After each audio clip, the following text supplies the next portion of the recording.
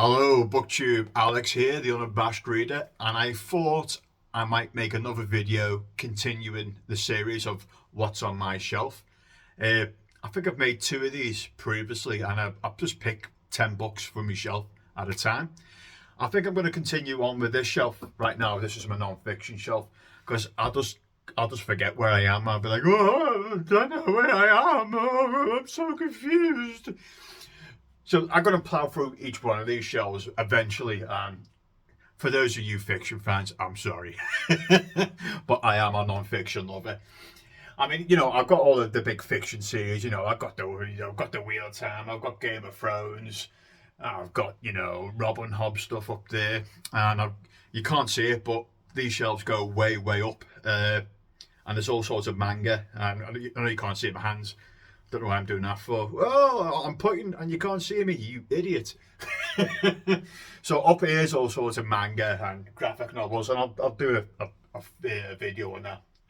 I promise, but we need to get through these shelves of non-fiction first, don't we? And sometimes you pick, oh, it's actually, I like the flavour of that. I'm gonna get that myself. So I think the last time I was here, oh, hang on. I did 10, didn't I? So let me just do this. 1, 2, 3, 4, 5, 6, 7, 8, 9, 10. So I think the last one I talked about was The Hidden Life of Trees, I think. So that means the first one for today is, France de Waal. France de Waal is a primatologist, and this is, are we smart enough to know how smart animals are? So this is taking a look of everything we know so far about animal intelligence, and it's really, really well done.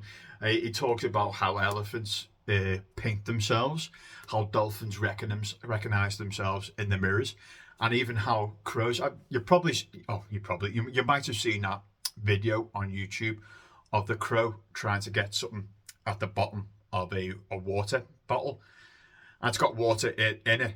So it starts to get stones and starts dropping it into the water bottle, and it eventually raises the water. The crow's doing a bit of what was it? Archimedes. I think that's the. Is it Archimedes? Am I on the right line there? Isn't Archimedes the owl from The Once and Future King? Who was the scientist? What's displacement? Whoever the scientist was there. I'm going off on a tangent. But yeah, this is really, really well done. And he is quite humorous. And he's basically assuming, how do we know how intelligent other animals are? That's basically the flavour of this book. And it's really, really well done. So there's one for your nature lovers. The second one here. So this is Will Ferguson's Hokkaido Highway Blues. This is a travelogue book, and I do love travelogue books, especially if the guy's funny. Will Ferguson's got a very dry, sarcastic wit to him. Some people love it, some people, it's a bit too bitter and a bit too down. But a lot of British people will probably like this more because it's that kind of dry kind of wit. So what he's basically doing here is he's going to Japan, and he's following the sakura trees. Is that? He's basically tracking the path of the. Is this a sakura tree? I'm sure it is, isn't it?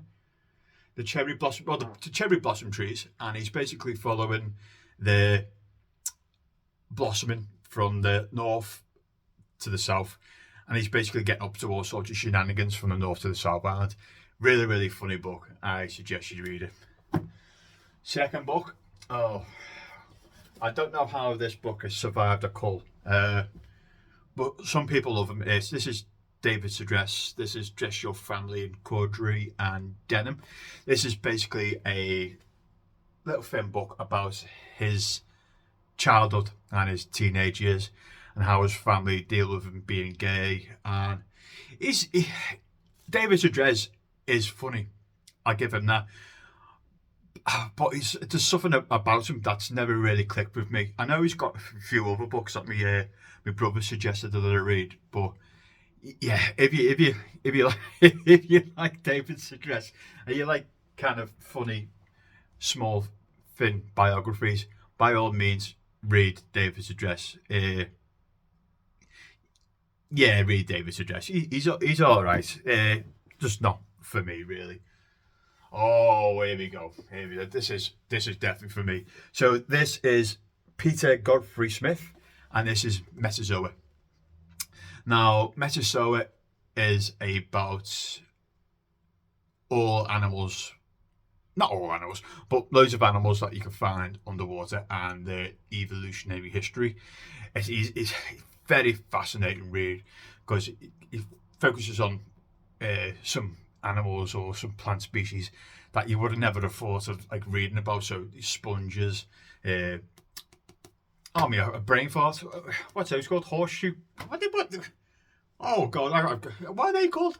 They're rock lobsters. how can how can I forget what they're called? Oh, seahorses.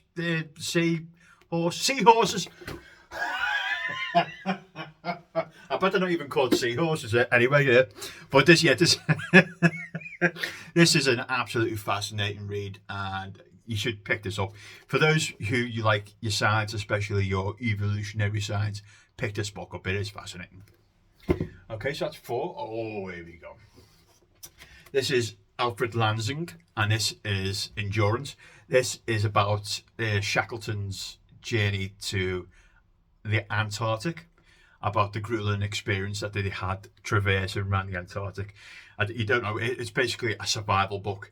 I don't know where bravery like this comes from. If you said to me, would you fancy a trip to the North Pole or South Pole? I'd be like, no. I don't know. I hate the cold. I don't know how people can put up with that kind of hardship. And it's basically that kind of flavour because he's looking at the journal entries of the people who survived, of the grueling experience of going across the glaciers, just trying to survive the endless cold. But this is a fascinating read, and I really recommend people read this. So that's one, two, three, four, five books. Oh, here we go. Who's this? This is Marie Col. Oh no, sorry. This is Lindsay Hilsum, and In Extremis, and this is a small biography of Marie Colvin. She is a war journalist. Was a war journalist. You might pick it up. She's not alive now, and it basically talks about her obsession of going to really, really dangerous areas in the world, especially war-torn countries, and reporting the truth of what's happening there.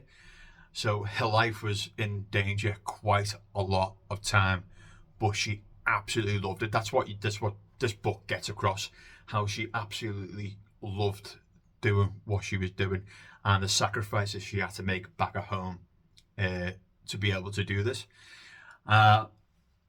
This is a I love this book. I thought it was fairly well done. I recommend it to everyone. It's not a happy, fun book. This is a serious case study of a serious journalist.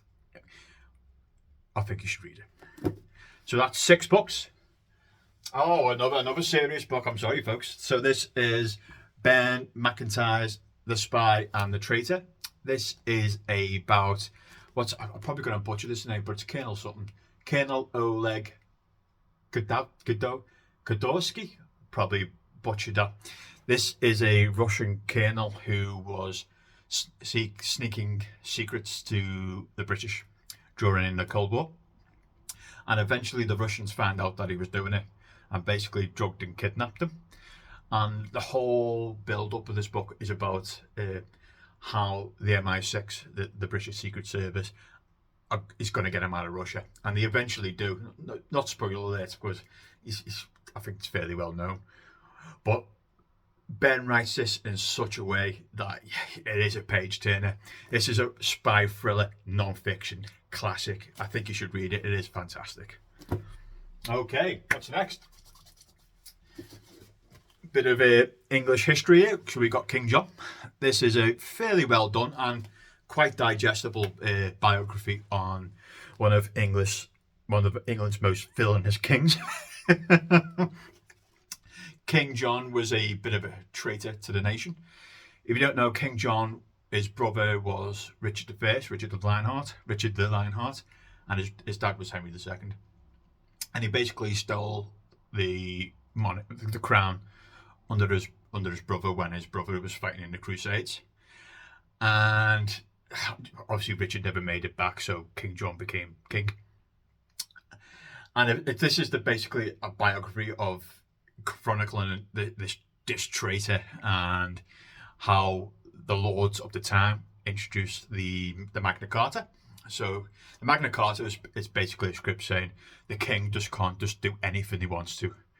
And it's also about how King John tried his hardest to fight against the Magna Carta. It didn't turn out too well for him. There's a war with France and all that. But this is a fascinating read. It's really, really well done. If you like your English monarchies, read King John. What's next? Oh, I think I spoke about this quite recently. So this is From Here to Eternity. This is by Caitlin Doherty. Caitlin Doherty is a mortician, and this is basically a look at death and how other cultures deal with death.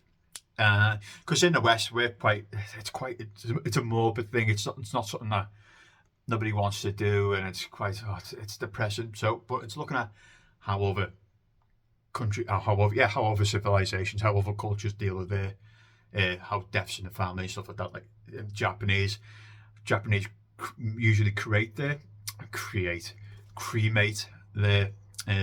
family member. I think it's like 99% of their about 99% of everyone gets cremated in Japan.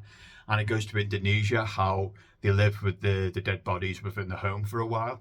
Also talks about, how Mexico do the Day of the Dead. I don't think it lasts a day, but it's longer than that, and how they invite the spirits back in with the favourite food and all that. It's a fairly well done book. It's very skin, 250 pages or whatever it is. Fairly well done, really easy read. It's good. I think you should read it. And I think that's... Oh no, it's not the last one. So this is the last one. Oh, it's okay. So this is A Woman of No Importance. This is by Sonia Purnell.